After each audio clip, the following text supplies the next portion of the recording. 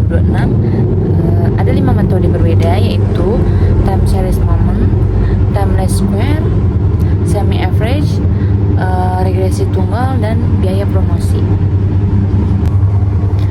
Nah, pertama kita masuk ke metode time series moment. Metode ini menggunakan dua persamaan linear untuk mencari nilai A dan B. Nah, data penjualan Ferrari dari tahun 2016 sampai 2025. Nah, 2016 itu 8.014, 2017 itu 8.398, 2018 itu penjualannya mencapai 9.251, 2019 itu 10.131, 2020 9.119, 2021 11.155, 2022 13.221, 2023 13.663, 2024 13.752, dan 2025 13.640. Nah, pertama kita masuk ke metode time series moment. Metode ini menggunakan dua persamaan linear untuk mencari nilai A dan B. Kita tentukan dulu variabel X-nya, karena ini time series moment. X dimulai dari 0, 1, 2, 3, 4, dan seterusnya. Rumusnya itu, rumus yang pertama sigma Y sama dengan M kali A tambah B dikali sigma X. Yang kedua sigma XY sama dengan A kali sigma X tambah B kali sigma X kuadrat. Nah, ini perhitungannya 110 dikali 344 sama dengan 10A tambah 45B. Yang kedua itu 557 287 sama dengan 45A tambah 285B. 557 287 itu dari XY. Jadi kita masukkan, kita hitung, lalu hasilnya ini 15.082. Kita masukkan ke kolom yang 2026 yang kosong, yang masih kosong. Nah, 15.082. Lalu ini grafiknya, forecast grafik Ferrari dari 2016 sampai 2026. Nah, yang kedua ada metode timeless square. Ini yang paling sering dipakai karena lebih praktis. Rumusnya itu yang A sama dengan sigma Y dibagi N. Yang kedua itu B sama dengan sigma XY dibagi sigma X kuadrat. Nah, ini yang A 110 344 dibagi 10 sama dengan 11.034. Yang B 121.478 dibagi 330 sama dengan 368. Ini 11.034 ditambah 368 dibagi 11, yaitu 11.034 sama dengan tambah 4.048 sama dengan 582 sama dengan 15.082. Ini kita masukin ke 2026 ya. Nah, grafiknya nih. Nah, selanjutnya ada metode semi average.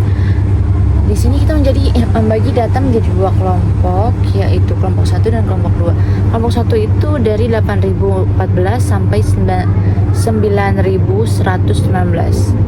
Kelompok 2 itu dari 11.155 sampai 13.640. Nah, rumusnya itu B rata-rata K2 dikurang rata-rata K1 dibagi N. Nah, ini perhitungannya ya. Ini rata-rata K2 ini hasilnya 8.983. Yang rata-rata K1 itu hasilnya ini. Hasil akhirnya adalah 12.265. Kita masukin ke 2026.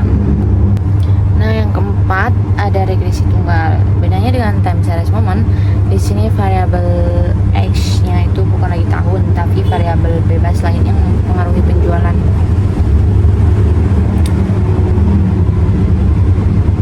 Nah, rumus itu sama dengan time series moment dan timeless square. Nah, ini sigma Y dikali sigma X kuadrat dikurang sigma X dikali sigma XY dibagi N kali sigma X kuadrat dikurang sigma X kuadrat. Nah, ini perhitungannya hasilnya 7.700 14.721 yang B N dikali sigma XY dikurang sigma X dikali sigma Y dibagi N kali sigma X kuadrat dikurang sigma X kuadrat. Perhitungannya penghasilan jumlahnya itu 736. Nah, 7.721 ditambah 736 dibagi 10 yaitu hasilnya 15.084. Nah, kita masukin tuh ke 2026 15.084. Nah, ini grafiknya itu menggunakan metode linear.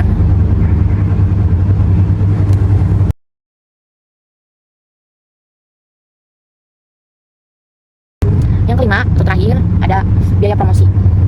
Nah, biaya promosi, semakin besar biaya promosi, penjualan cenderung meningkat. Kita masukkan biaya promosi sebagai variabel X dalam rumus regresi. Dengan ini kita bisa memprediksi jika Ferrari mengeluarkan untuk promosi di tahun 2026 berapa unit yang kira-kira akan terjual. Rumusnya itu yang A, sigma Y dikali sigma X kuadrat dikurang sigma X dikali sigma XY dibagi N dikali sigma X kuadrat dikurang sigma X kuadrat. Ini apa perhitungannya? Hasilnya itu 85. Nah, rumus yang kedua itu N dikali sigma XY dikurang sigma X dikali sigma Y dibagi N kali sigma X kuadrat dikurang sigma X kuadrat. Nah, 11. Hasilnya itu 18.